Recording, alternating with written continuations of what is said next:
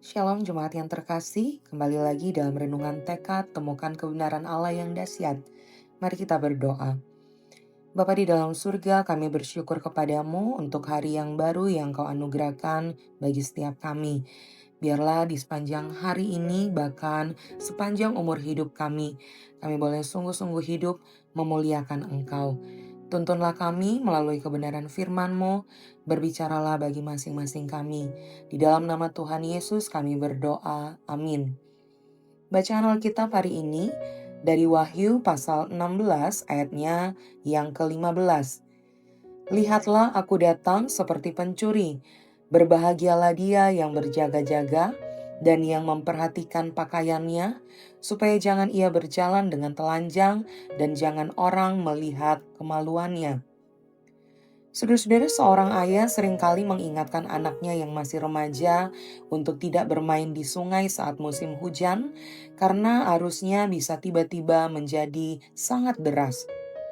Suatu sore anak itu pergi bersama teman-temannya. Awalnya air sungai terlihat tenang. Tiba-tiba dari arah hulu datang arus deras kiriman hujan dari pegunungan. Anak itu hampir terseret arus sebelum akhirnya ditolong temannya dan seorang warga. Malam itu ayahnya berkata, "Peringatan bukan untuk membatasi kebebasanmu, tetapi untuk melindungimu."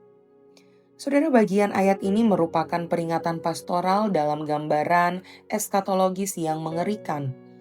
Kalimat ini muncul di tengah kisah 7 cawan murka Allah, diletakkan pada bagian akhir sebelum klimaks penghakiman Tuhan. Tuhan Yesus mengatakan bahwa aku datang seperti pencuri, dan berbahagialah dia yang berjaga-jaga, yaitu kedatangan Kristus yang tidak terduga dan tiba-tiba. Tidak ada seorang pun yang tahu, maka peringatan jangan diabaikan. Peringatan harusnya membuat orang percaya berjaga-jaga, yaitu dengan cara hidup dalam kebenaran, ketaatan, dan kesetiaan iman. Bagian selanjutnya mengatakan bahwa ia yang memperhatikan pakaiannya dan tidak berjalan dengan telanjang. Ini merupakan gambaran kehidupan yang benar sebagai identitas orang percaya di hadapan Allah yang memiliki iman sejati, karena ia tidak mempermalukan imannya. Melalui pembacaan Alkitab hari ini, kita diperhadapkan dua pilihan. Hidup yang tidak mengikuti kebenaran dengan konsekuensi menerima cawan murka Allah, atau hidup yang berjaga-jaga sesuai kebenaran. Karena itu marilah kita perhatikan dengan seksama bagaimana cara hidup kita. Jangan seperti orang bebal, tetapi seperti orang arif.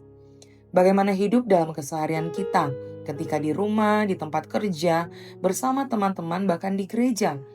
Apakah kita masih memiliki kesadaran rohani dan hidup berjaga-jaga? Mari kita berdoa.